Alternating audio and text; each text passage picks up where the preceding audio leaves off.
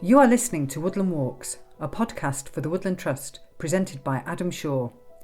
We protect and plant trees for people to enjoy, to fight climate change and to help wildlife thrive.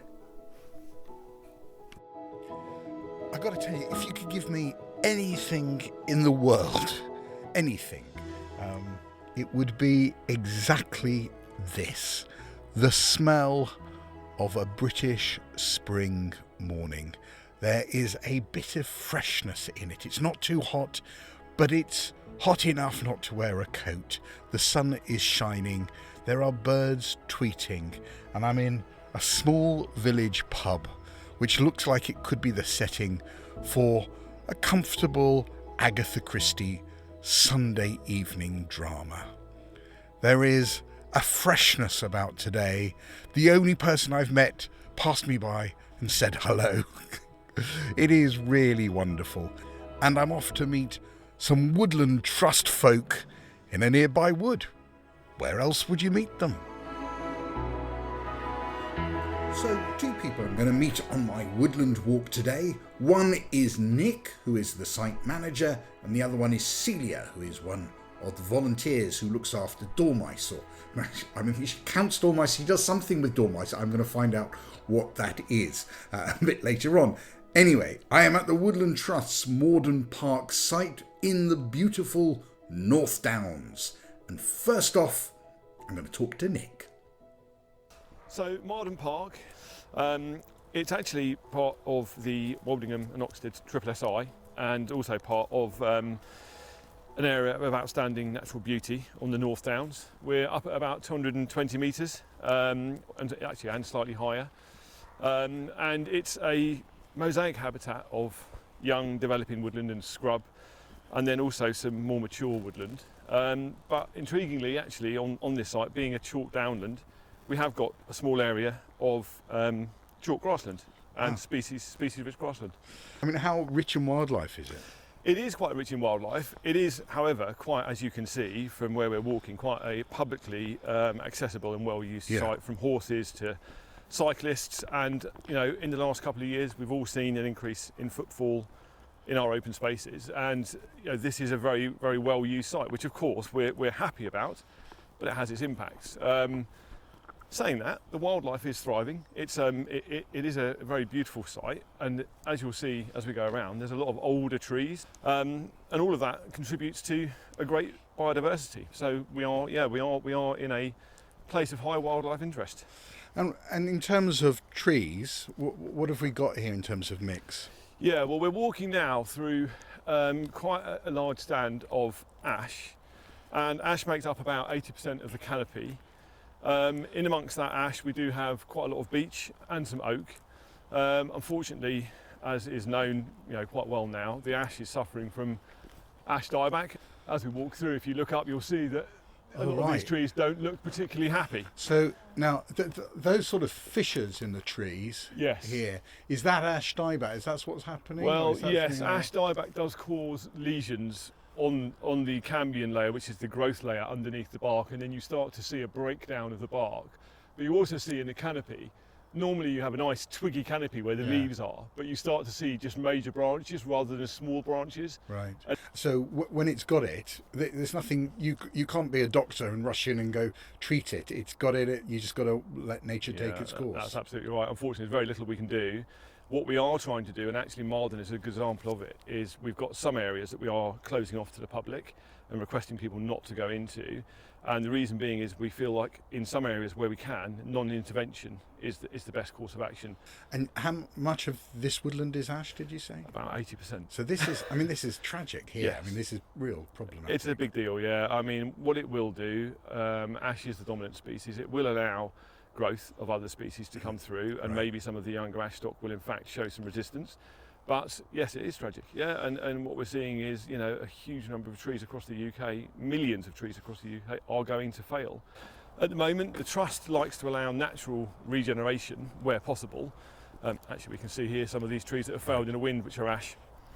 So tell me a bit about you, because you're the site manager, but you're relatively new to Correct. this, aren't you? Yes, I am. I am. I started in in November 21, and we're obviously now in March, so it's been 4 months or so. Right. I've had a long background in conservation, all the way through from Central and South America through to East Africa and West Africa, and then all the way to the Far East and South Asia and Southeast Asia, and had a varied career in conservation. But things change, you get older. Had a daughter. Right. That changed my concept of what it was I wanted to do, and for a long time I've been following the Woodland Trust and looking carefully at trying to get more and more involved, and in recent times it became my focus, and I'm lucky enough to end up here.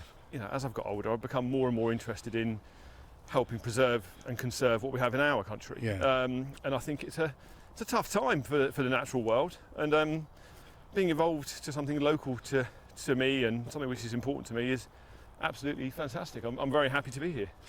And I mean, given that you've this huge experience of other countries around the world, do you feel that we have a different approach to the natural world than those in in Africa, in South America, wherever you've worked before? Yeah, I do. I think we've got a very long history of working the land and living with the land. However, I think we have been, if I'm perfectly honest, as an industrialised nation, quite brutal to our natural world. And as is now being proven, I think we're renowned as one of those countries which has less biodiversity and less habitat. Luckily, it looks like the time for change has come. We'll see, but it is looking a bit more positive. Even if we might not be doing enough about it, there's a huge understanding of the need for conservation in the UK. Do you think that's also true in Africa and South America? I do think it's true, and I think the interest in conservation and wildlife is growing in those places more so than ever. And by that I mean the local people are more interested and more involved. I think in the past it's always been very much the interest of others, whereas now it is becoming more homegrown, which is great. And I think in the UK too, I think we all know that we're a nation of animal lovers and we love nature, and I think there's a bit of an uproar that we haven't done more sooner. So I think it's a positive time in terms of change, and I think organisations like the Woodland Trust are in a prime position to be a part of that. I mean, we have turned up here today on an extraordinary day. Yeah. I mean, this is my favourite kind of weather. It's sort of Me too, yeah. it's better than summer, isn't it? You can smell the spring. It feels fresh. And it's not 35 degrees. Yes, it is just right. I brought a coat and everything on. I thought, well, I won't put that on. That's fine. It is amazing, but perhaps, and it is early to be getting this weather. Yes. Perhaps a sign of climate change. I have no doubt. I think getting 20 degrees in mid-March is abnormal, but it seems to be more and more normal. Yeah. So I think things like climate change are a huge factor in the future for things like woodlands that need wet soils. If they're going to dry out every year, what does that mean for trees?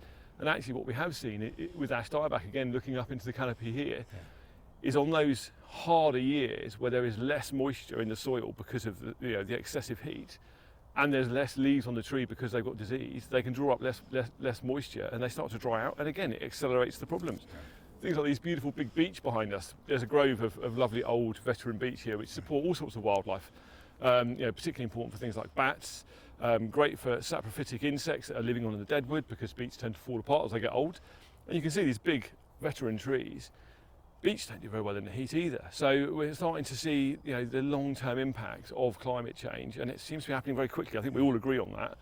We're going to meet one of your volunteers, but Yes. just tell me a bit about how that works, how the volunteer programme works here. Yeah, so we've got different types of volunteer, and Celia actually volunteers as a part of a national programme for dormouse monitoring, which I'll allow her to talk about. And we also have a very long-term history of volunteering on this site, managed by a guy called Jeff Jeffries, really lovely guy. And the last couple of years have put things backwards slightly because of COVID, and we are now looking to really try to re-engage with bringing volunteers on site. We could do with the help, and the more people we can have involved, the better, because it helps share the love, but also share the burden. So the Dormouse programme is about monitoring them and trying to encourage them. What other opportunities are there for volunteers? Yeah, so there's volunteer wardens that we have, who are essentially people who want to be engaged with walking the site and checking it for us. We had some livestock on site here grazing the chalk grassland, which we'll discuss a little bit Purposely, later. this what they Yes, won't yeah, escape. absolutely. No, they were there for real. Well, actually, there were some goats originally, which I think did escape. So we moved to sheep and cattle, and the last couple of years again, that's been on the back foot.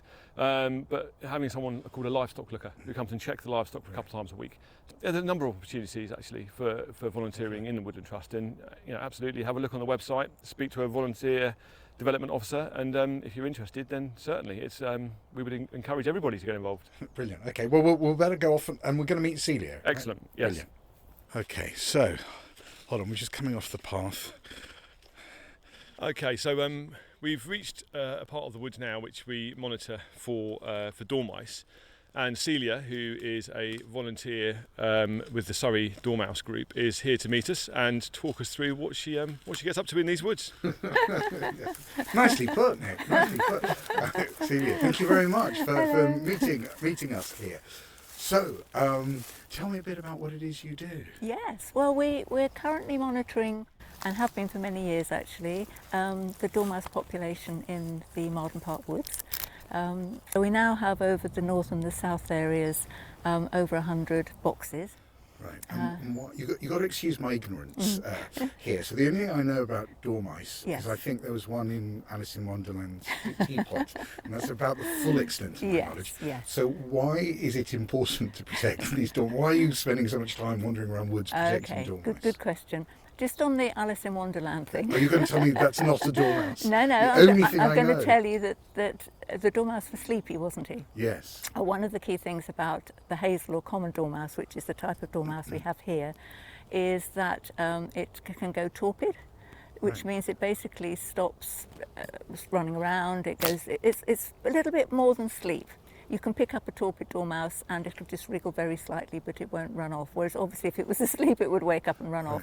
So that's where the sleepy dormouse. Are they ill when they're torpid, or is that a problem? No, what it is in the summer, even in the summer at this, when the weather's reasonable, they're active. Right. But when it's not 100% what they need, they can go torpid to conserve energy. Right, so it's like a hibernation, but not quite? Yes, they also do hibernation in the winter. So in the winter they're hibernating, and they make their nests down on the ground at the base of trees, which is why the coppice that Nick mentioned earlier is so good, because when you cut a tree for coppicing, lots of little stems come up, and then you end up with a lovely bowl in the bottom of the tree where the dormouse can make its winter nests. But in the summer, they're running around in the tops of the trees where they make their nests, and that's when they have their young, and that's why we put boxes actually on the trees, because we want to see if they will nest in the boxes so we can monitor them. The dormouse is arboreal. It'll be up in the trees, running around, looking for flowers, tree flowers to eat, looking for insects, and again, hazel coppice is great because they use the hazelnuts as well in the autumn to eat. And they're called dormice. It's not D-O-O-R, is it? Like a door? Oh. So is there a reason they're called D-O-R mouse? I don't know the answer to that. No, fair enough. You don't need to know everything. No, it's thank completely fine. So I can see you've got one of the boxes behind you. Is that something we can have a look at? Will that is that not something we should do? This is one of the boxes that is recently put in last year. It should have been in 2 years before that. Yeah. But COVID meant that the men in sheds from Caterham, who kindly made them for us, had to delay, obviously. So Men in Sheds is a sort of social group, isn't it? For men getting together. And... Yeah, that's right. So this is one of our new posh ones. Oh, this is a posh box. Yeah, okay. Yeah. It's got Men in Sheds stamped on the side. Okay, very good. Now, I'm being a bit too noisy near the box than I would normally, but the only reason I know that there will be no issue with this, because the chances of there being a dormouse in there after it was put in last autumn are virtually nil. Right. On the other side... You're not building this up. I thought you were going to do a big reveal, but it's unlikely to be anything like that. Very unlikely, and what I would love is that within 3 years we would find inside one of these boxes some shredded bark, some leaves, possibly some bluebell stems that have been woven into a sort of a slightly circular shape. Even if it's not a complete nest, if I find that, I know that we've definitely got dormice here. Are dormice an endangered species? They are threatened and they are vulnerable to extinction. And in the UK, they're at the northern end of their range, and you only get them in southern England and southern Wales, which means that they're sort of living at the extreme extent, weather-wise and condition-wise, of what they can manage. And one of the biggest problems of all, which is why the Woodland Trust is so important with their habitat mitigation and their coppicing, etc., is because the highest mortality of the dormice that do live here die in the winter because they haven't survived hibernation. So I started, as I say, in 2005. I got my dormouse licence in 2013. Okay, we have to stop there. What's a dormouse? That's the best phrase I think we've heard on the podcast for a long time. Dormouse what licence. What is a dormouse? I mean, licence to kill, license no, to drive. it's quite the opposite. It's a licence to stay alive. Okay. That's Tell me the about opposite. getting a dormouse licence. Well, the way that works is, I'll give you an example. When I started here, I was allowed, after somebody from the People's Trust for Endangered Species, they're the group that run the National Dormouse Monitoring Programme, somebody from there, Lauren, had to come out and check that I was a suitable person to do this. And then you have a logbook which is filled in by the people you're supervising, and when you've completed it and you've seen all the different types of dormice that you're supposed to see, then you're allowed to have a licence which is granted by Natural England. Anything else I should know about dormice? Well, if you're thinking about volunteering, they are supremely cute. They are sort of a little gingery animal, and when they're torpid, they're all curled up, and you, if you're licensed, can pick them up and you inspect them, you age them, you weigh them, you sex them, which is all wonderful. They have a long furry tail which they curl all around their body. So they're the gorgeous creatures. They are protected by the 1981 Wildlife and Countryside Act. So probably the most important thing of this podcast of all is to say, if you are coming to look in the woods, if you happen to see a nest box, please, unless you have a licence or have a licence holder with you, do not go up to the box, do not tamper with it in any way, definitely don't open the lid, because if the animal scampers off and it's the wrong weather or whatever, they're vulnerable to predation and all sorts of things, and also it's illegal.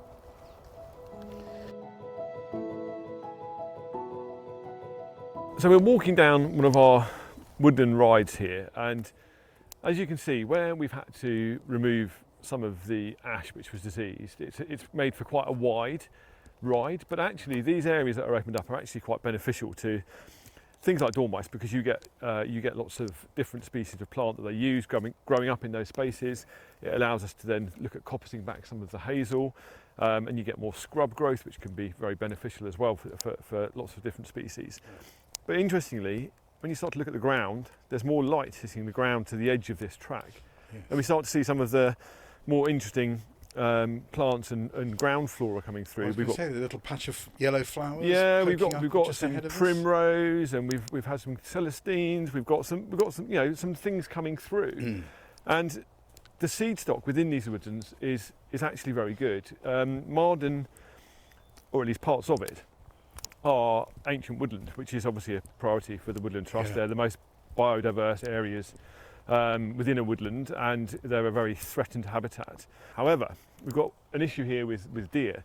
Now, we all love deer. They're beautiful animals. They're very majestic. We saw a red deer just a roe. Yes, we did. Yeah, we just saw a roe deer just in front of us a moment ago, and they're always nice to see. It brings a bit of life into the woods. However, we also have significant numbers of deer in the UK, and the southeast is not immune to that, and they do a damn good job of eating everything. Right. And you only have to look at the plant growth we have here, and you can see this is a bit of young scrub here, a bit of hawthorn. The tops have been nipped off, and that's what we see with the regenerating young trees. They get impacted by these herbivores, and that in itself is a real challenge for us, because one of those things nobody really likes to talk about is managing deer. They do need to be managed. Yes. But the reason being is if you don't, they are essentially just, population is going up and up and up, and they are having a big impact on the regeneration of our natural woodland. Yeah. Yes, deer, love them. At the same time, they're a real issue. Yeah. And yes, I think deer management is an ongoing concern, and we have no predators. Right. Yes. So nothing's going to stop them. Yeah. I mean, the path we're walking along now is churned up by, I can see a lot of horses. We've not seen any horses, but there's lots of evidence of that. What other large animals do we have here? Yeah, there's a lot of, again, another animal that stirs different thoughts in different people. There's quite a good badger population here. We're just starting to see a few little flowers coming through here, like violet, for example. Yeah. And that's because we're approaching what has been historically an area with less tree cover. Right. And we're just on the edge of the grassland now, and we're starting to see a few of those species creep in. And there's a brimstone butterfly, one of the earlier butterfly species. I was going to say it's a bit because this is butterfly-rich territory. Very butterfly-rich. Yeah, we've got a really good composition of butterflies, and that's right across this Woldingham and Oxted Triple SI, which we're a part of. There's a Triple SI. That's Sites of Special Scientific Interest. Correct. Yes, correct. Always a bit of a mouthful. Yeah. Of key interest to those invertebrates is, of course, the chalk grassland, where you have things like cowslips, which are particularly important for certain species, and but also, as I say, it is early. I don't think we're going to see many plants emerging yet, but we might see a few, and there might be a few butterflies out. Very cool. So where are we heading off to? So we're just coming down from actually the entrance car park, down a strip of land into, we've got a couple of small grassland compartments. So what we're stood on now is a piece of relic chalk downland. So the soils here are very chalky, which means they're actually not very nutritionally rich. Right. Some species of plant can do very well in those less rich soils, and actually the grasses don't outcompete them. That's the key to it. Right. However, what you can see immediately looking sort of left and right here is we can see there's already some of this scrubby material, woody plants coming in through the grassland. And this area was, as I say, more recently cut. And if we just walk up over to here, we'll see there's a bit more of an established grassland. Right. So I've seen some primroses out. I haven't yet seen very much. There's common spotted orchids here. And this would be a flush with butterflies during the summer season. I mean, it does feel very summery today. Yes, I know. It's ridiculously extraordinary warm weather. Yeah, it really is. I normally don't come out well prepared enough. I'm massively overdressed. It's surprisingly warm, isn't it? Obvious badger run going right through in front of us there. Oh, is this? Slipping underneath. Yeah, there's a whole suite of badger sets just down to our left. So what we can see this path on the ground is being, but that shows there's a tunnel underneath. Well, that shows where they've been running across this field, but they've clearly been running across it a lot. I was going to say there's they stick to a very narrow path. They do have very specific areas that they visit for foraging, and you get the youngsters moving on as well. But at this time of year, the youngest cubs will be in the set. And they've dug a hole under the fence. I can see how they're getting under the fence. They can be quite industrious animals, badgers. Some of their sets are pretty involved. Wow. Well, let's leave Nick and his industrious badgers to their own devices. Let me tell you, if you want to go to the Woodland Trust's Marden Park, it's in the North Downs in East Surrey. It's close to the village of Woldingham. And as Nick was saying, it's an area of outstanding natural beauty as well as a site of special scientific interest. It's a great place to go to. If you know about these things, let me tell you, it's a grid reference TQ369547, map reference Explorer 146, OS Land Ranger 187. But if you don't know any of those details, you can find how to get there on the Woodland Trust's website. Just go there and look at Marden Park. Until next time, happy wandering. And if you want to find a wood near you, you can go to the Woodland Trust website to find one. It is woodlandtrust.org.uk/find a wood. That's woodlandtrust.org.uk/find a wood. Thank you for listening to the Woodland Trust Woodland Walks. Join us next month when Adam will be taking another walk in the company of Woodland Trust staff, partners and volunteers. And don't forget to subscribe to the series on iTunes or wherever you're listening to us, and do give us a review and a rating. And why not send us a recording of your favourite woodland walk to be included in a future podcast? Keep it to a maximum of 5 minutes, and please tell us what makes your woodland walk special. Or send us an email with details of your favourite walk and what makes it special to you.